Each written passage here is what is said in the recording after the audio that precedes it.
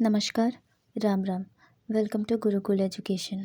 एक कहानी यह भी पुस्तक में लेखिका मन्नू भंडारी ने अपने लेखकीय जीवन की कहानी उतारी है।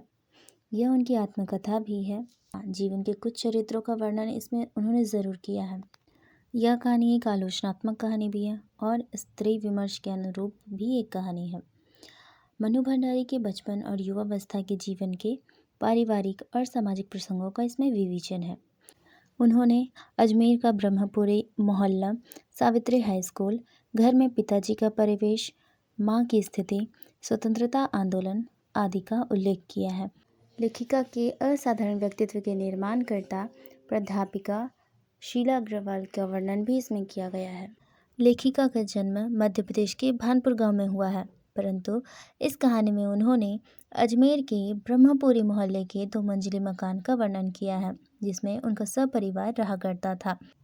उसी मकान के ऊपरी मंजिले पर उनके पिता सदा पुस्तकों और पत्र पत्रिकाओं के ढेर से घिरे रहते थे।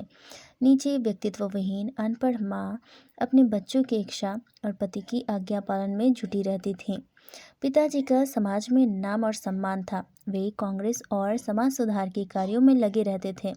खुशहाली के दिन थे, अतः दरिया दिली से 8-8, 10-10 विद्यार्थियों को घर पर रखकर पढ़ाते थे। वे अर्थात उनके पिता बहुत संवेदनशील और कोमल थे, परंतु साथ ही क्रोधी और अहंकारी भी थे। किसी आर्थिक झटके के कारण पिता इंदौर छोड़कर अजमेर आ गए। वहाँ उन्होंने अंग्रेजी हिंदी कोश के अधूरे काम को पूरा किया, परंतु उनसे यश ही मिला, पैसा नहीं। अतः आर्थिक परेशानियां बढ़ती गईं। नवाबी आदतें और अधूरी इच्छाएं पूर्ण न होने के कारण उनका क्रोध बढ़ता गया। उनके अपनों द्वारा किए गए विश्वासघातों ने उन्हें बहुत शक्की बना दिया। कभी कभी इसका दंड बच्चों को भी भुगतना पड़ता था। बचपन में लेखिका मरियल काली और दुबली थी।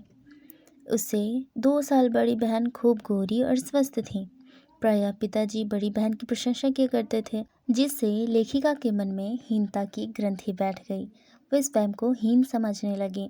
अतः आज भी जब उन्हें कोई सम्मान या उपलब्धि मिलती है तो उन्हें विश्वास नहीं होता।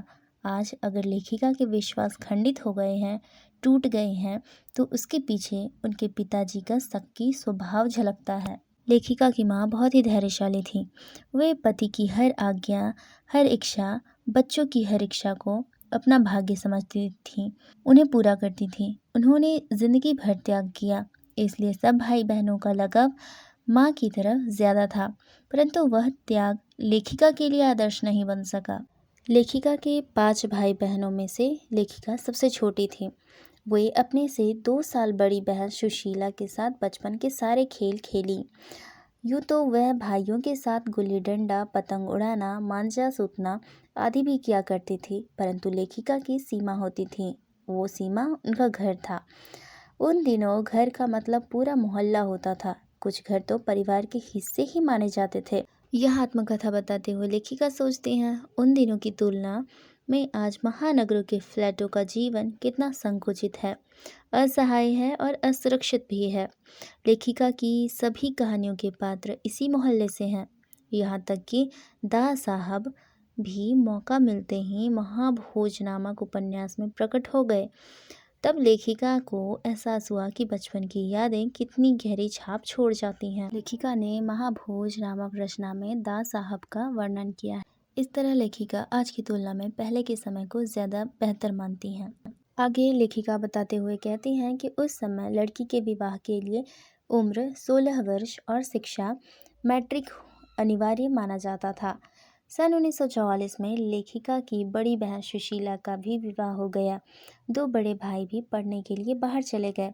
तब पिताजी ने लेखिका पर ध्यान देना शुरू कर दिया। पिताजी को यह पसंद नहीं था कि लेखिका को रसोई में कुशल बनाया जाए। वे रसोई को भटियार खाना कहते थे। उनके अनुसार रसोई में रहने से प्रतिभा और क्षमता नष्ट हो जाती है। उनके पिताजी सदैव राजनीतिक बहसों में लेखिका को शामिल किया करते थे। उनके घर आए दिन राजनीतिक पार्टियों के जमावड़े लगे रहते थे। पिताजी चाहते थे कि वह देश में हो रहे आंदोलनों के बारे में जाने। सन 1945 में मन्नू भंडारी ने कॉलेज में प्रवेश लिया। वहाँ उनका संपर्क हिंदी की प्राध्यापिका श्रीमती शीला अग्रवाल से हुआ। उन्होंने लेखिका को बाकायदा साहित्य की दुनिया में प्रवेश कराया। शीला अग्रवाल ने लेखिका को चुनी हुई किताबें पढ़ने को दी। लेखिका ने शरत चंद्र, प्रेमचंद्र से आगे बढ़कर जैनेन्द्र, अगेई, यशपाल, भगवती चरण वर्मा की रचनाएं पढ़ना शुरू किया। इन उपन्यासों पर बहसें होने लगी। लेखिका को जैनेन्द्र के छोटे छोटे सरल वाक्यों वाली शैलियाँ पढ़ने में अच्छी लगने लगी। उन्हीं दिनों लेखिका को सच्चिदानंद हीरानंद वात्स्यायन अगेई के शेखर, एक जीवनी तथा नदी के द्वीप पढ़ने का अवसर मिला। वह युग मूल्यों के मंथन का युग था। शीला अग्रवाल ने साहित्य का दायरा ही नहीं बढ़ाया था, बल्कि घर के चार दीवारी के बीच बैठकर देश की स्थितियों को जानने समझने का जो सिलसिला पिताजी ने शुरू किया था, उन्होंने वहां से खींचकर उसे भी स्थितियों की सक्रिय भागीदारी में बदल दिया। अर्थात शीला अग्रवाल साहित्य ही नहीं, देश में चल रहे स्वतंत्रता आंदोलनों के बारे में भी कॉलेज में लड़कियों को जागरूक करने में अपनी भूमिका निभा दी। लेखिका ने स्वतंत्रता आंदोलन में भी सहभागिता निभाई। सब और प्रभात फेरियां, जलसे, जुलूस, हड़तालें, भाषण आदि चल रहे थे। हर युवा इस माहौल में शामिल था। शीला अग्रवाल के जोशीले बातों ने रगों में और भी लावा भर दिया। अतः लेखिका भी सड़कों पर घूम घूम कर नारे लगवाती, हड़तालें करवाती। पिताजी से टक्कर लेने का सिलसिला अब शुरू हो गया। स्थिति यह हुई कि एक बवंडर शहर में मचा हुआ था और एक घर में। एक बार पिताजी को कॉलेज की प्रिंसिपल ने बुलवा लिया। प्रिंसिपल का यह बुलावा सुनकर उनके पिताजी आग बबूला हो गए। गुस्से में भरनाते हुए कॉलेज गए और वापस आए तो लेखिका डर के मारे पड़ोस में छिप कर बैठ गई। सोचा पिताजी का गुस्सा शांत हो जाएगा तब घर जाएंगे, परंतु माँ ने आकर बताया कि पिताजी तो बड़े खुश हैं।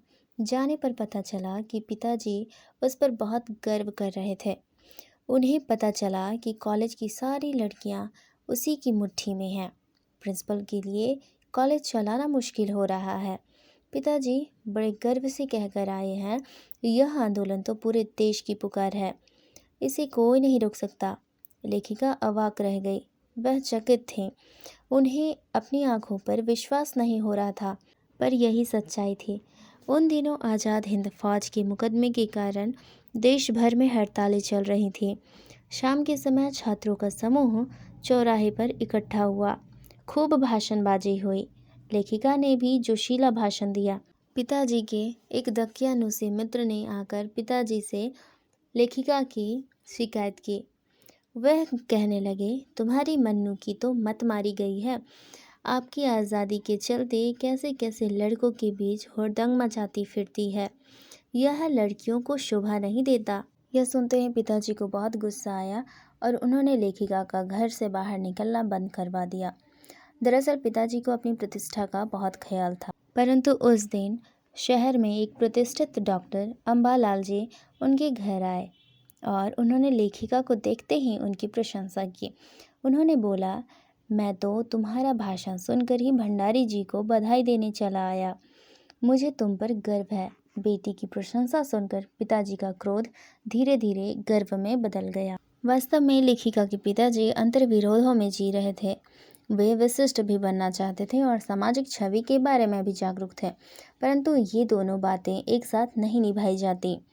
मई 1947 में शीला अग्रवाल को लड़कियों को भड़काने और अनुशासन बिगाड़ने के आरोप में कॉलेज से नोटिस दे दिया गया। जुलाई में थर्ड ईयर की कक्षाएं बंद करके लेखिका और उनकी दो साथियों को निकाल दिया गया, परंतु लेखिका ने बाहर रहकर भी वही हुड़दंग मचाया कि कॉलेज को अगस्त में थर्ड ईयर खोलना पड़ा, अर्थात कॉलेज की कक्षाएं फिर से थर्ड ईयर की चालू करनी पड़ी। तभी देश को भी आज़ादी मिली और यह आज़ादी की खुशी सबसे बड़ी थी। भारत आज़ाद हो गया और लेखिका की सफलता उस चिर प्रतीक्षित सफलता में समाहित हो गई। अतः इसमें लेखिका के साहित्यिक, सामाजिक और राजनीतिक परिस्थितियों पर भी प्रकाश डाला गया है। लेखिका के व्यक्तित्व की बात करें तो उनमें जिजीविषा अपनी सादगी, गंभीरता, साहस, आत्मीयता और रचना संकल्प है जिसे वो नहीं टूटने देती हैं और यही उनकी संपत्ति भी है। उनके विचारों में देश के प्रति प्रेम साक्षात दिखाई देता है। लेखिका साहित्यिक, सामाजिक और राजनीतिक क्षेत्रों में अग्रणी दिखाई देती हैं। तो हम कहानी के अंत में आ चुके हैं। ये कहानी आपको कैसी लगी कमेंट में लिखें। चैनल को सब्सक्राइब करें ताकि नोटिफिकेशन मिलता रहे। वीडियो को लाइक करें और शेयर करना ना भूलें दोस्तों के साथ। मिलेंगे फिर से नए वीडियो में नए टॉपिक के साथ। तब तक के लिए जय हिंद, जय भारत।